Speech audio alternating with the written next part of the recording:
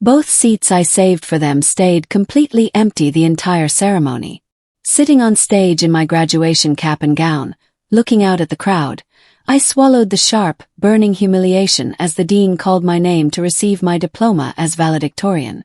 My parents had texted me just 20 minutes before the doors opened, claiming they couldn't make it because my brother's last-minute promotion dinner at a 5-star steakhouse took priority. They told me we could catch up another time. But as I walked off the stage, holding my diploma with trembling hands, I pulled out my phone and saw the extravagant family toast they had posted online. Laughing, clinking champagne glasses and captioning it, "Celebrating our family's only true achiever." My heart shattered into a million pieces.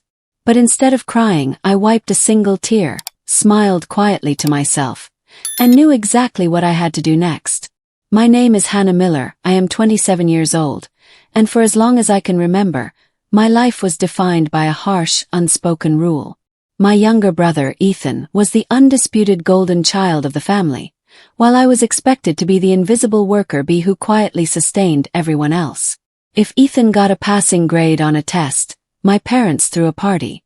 But when I worked 2 grueling jobs while taking a full course load to graduate at the absolute top of my business school class, my success was met with an indifferent nod and a reminder to do the dishes. Still, I naive held out hope that my graduation day would finally change things. I wanted my parents to look at me just once with genuine pride. On the morning of the ceremony, I pressed my cap and gown, carefully saved 2 prime seats in the very front row under my parents' names, and waited at the auditorium doors. Just 20 minutes before the ceremony started, my phone buzzed with a text from my mother. There was no apology in her message. She casually wrote that Ethan's boss had offered him a last-minute junior promotion, so she and my dad were taking him to a celebratory dinner at an upscale steakhouse downtown. She told me that graduation ceremonies were long and boring anyway, and that we could catch up over lunch sometime next week. I stood in that crowded lobby as tears welled in my eyes, completely stunned by the sheer depth of their cruelty. Sitting on stage during the ceremony, looking out at those 2 empty seats in the front row, every single clap from the audience felt like a sting. I swallowed the burning humiliation, walked across the stage alone, and shook the dean's hand as valedictorian. The moment I stepped behind the curtain, I pulled out my phone and opened social media. Right at the top of my feed was a photo my mother had posted just minutes prior. It showed my parents and Ethan clinking expensive champagne glasses, beaming with pride, with a caption that read, "Celebrating our family's only true achiever. So proud of our boy." That single post broke whatever small piece of loyalty I had left. I wiped a tear from my cheek, let out a slow breath, and realized that my family had just officially severed our bond. They thought I was a helpless, quiet girl who would just swallow the pain, completely unaware that their golden boy's entire life was built on a foundation I held the keys to. To understand why my parents' public insult was such a dangerous mistake, you have to understand the dynamic that governed our lives behind closed doors. My parents and Ethan lived in a golden palace of absolute arrogance, completely convinced that Ethan was a self-made corporate prodigy.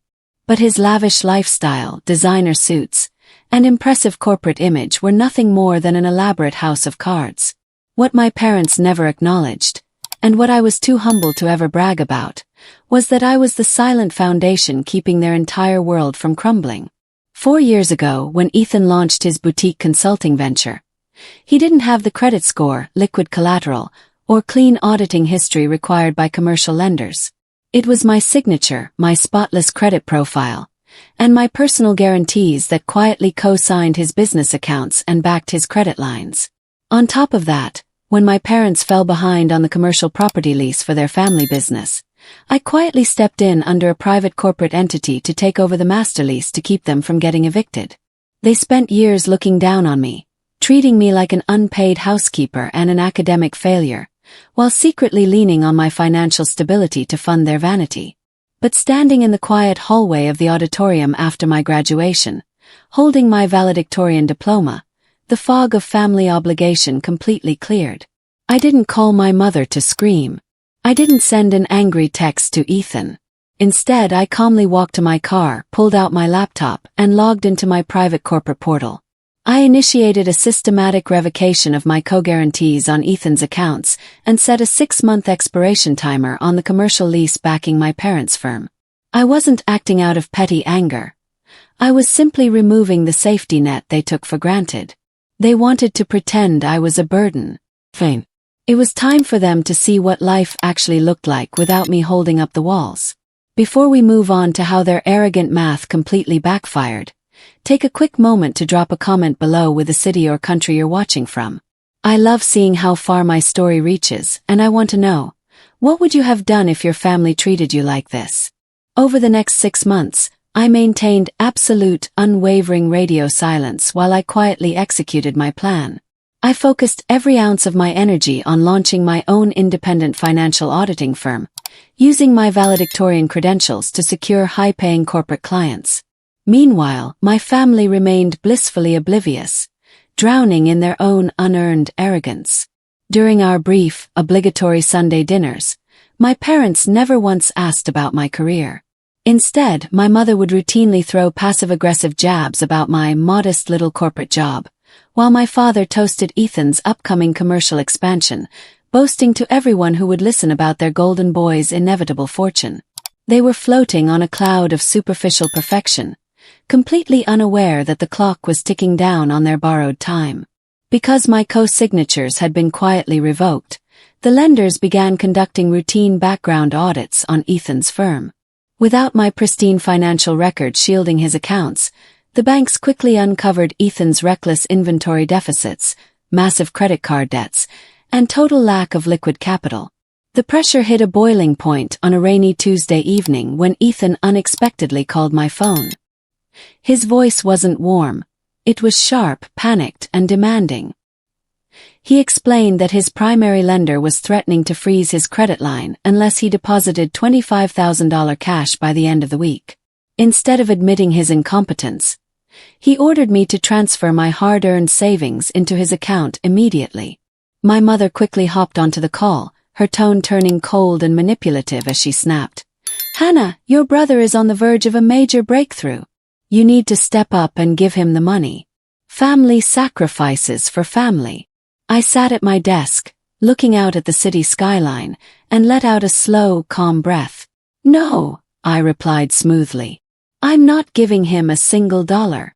My mother gasped, screaming that I was a selfish, jealous monster trying to destroy my brother's life. But I didn't yell back. I simply hung up the phone and blocked their numbers for the night. By refusing to bail him out, I officially let the bank's compliance team proceed with a full corporate audit. The trap they built out of their own greed was finally ready to spring. 6 months to the exact day after my graduation, my parents hosted a lavish 30th birthday and expansion gala for Ethan at an upscale downtown venue. They had invited dozens of high society guests and potential investors, eager to flex their fake luxury and parade their golden child around the room. I arrived quietly, dressed in a sleek custom navy suit. The second my mother spotted me, her face contorted in annoyance. She grabbed my arm and tried to push me toward a small table hidden in the dark corner near the catering kitchen. "You can sit back here, Hannah," she whispered condescendingly. "Ethan's high-net-worth investors are sitting at the main table, and your simple outfit will ruin the aesthetic for the promotional photos." I didn't argue or cause a scene. I just smiled, took a slow sip of water, and watched the main stage. Right around 8 p.m., as my father stood at the microphone raising a toast to Ethan's booming empire, the venue manager smoothly stepped up to the head table holding a leather bill folder. Ethan casually handed over his platinum credit card to pay the $18,000 venue balance, flashing a smug smile to the crowd. A minute later, the terminal beeped loudly. Transaction declined. The room went dead quiet as the manager tried the card a second time, only for it to fail again. Ethan's face turned bright red as he began shouting at the staff, claiming it was a bank error. But before he could whip out a second card, 2 stern men in tailored dark suits walked through the double doors, representatives from the primary commercial lender alongside my firm's lead corporate attorney. My attorney walked straight up to the head table and handed Ethan an official, court-stamped asset foreclosure notice. "Dr. Miller, your lines of credit have been permanently frozen due to severe audit default," the attorney announced, his voice echoing clearly across the silent ballroom. Furthermore, the commercial lease holding your parents' business, as well as your firm's lender notes, have been officially acquired by Vance Capital Holdings. Ethan gasped, trembling as he looked at the documents. Who owns Vance Capital? He stammered in pure terror. I calmly stepped out from the shadows, adjusted my suit jacket, and met my family's horrified gaze. I do, I said softly. Happy birthday, Ethan. The absolute silence that fell over that grand ballroom was suffocating. My mother's jaw dropped in total shock, her eyes darting between the legal foreclosure notices and me, unable to process that the simple dependent daughter she had tried to hide near the kitchen was the sole owner of the holding company holding their entire financial survival. My father looked as if the ground beneath his feet had completely collapsed. The wealthy investors and high society guests began whispering frantically, hastily grabbing their coats and slipping out the exit, leaving my family completely exposed and stranded with an unpaid $18,000 venue bill. In the weeks that followed, the fallout was absolute and swift. Without my credit profile to bail him out or cover his inventory deficits, Ethan's boutique firm collapsed under a comprehensive corporate audit. He was forced to liquidate his sports car, declare personal bankruptcy, and move into a cramped, dingy apartment on the far edge of the city. Meanwhile, because I chose not to renew the commercial lease on my parents' business building, they were forced to downsize drastically, selling off their personal assets just to settle the mountain of historic debts they had accumulated trying to fund Ethan's fake success. They sent frantic, tearful voicemails begging for forgiveness, claiming they always loved me and that leaving my graduation seats empty was just a silly misunderstanding. But I didn't fall for their fake remorse. I knew their sudden tears were about their lost financial lifeline, not genuine love. I firmly informed them through my legal team that my boundaries were permanent, cutting off all personal contact to protect my peace. Today, as I sit in my sunlit penthouse office overlooking the city, managing my thriving financial auditing firm, I feel a deep, unwavering sense of peace. Sitting alone at my graduation 6 months ago felt like the lowest moment of my life, but it was actually the catalyst that gave me the strength to claim my freedom. Now I want to hear from you. Did I handle my family the right way by stepping back and letting their own choices catch up to them? Or would you have given them another chance? Drop your thoughts in the comments down below. And don't forget to check out the next recommended story on your screen right now.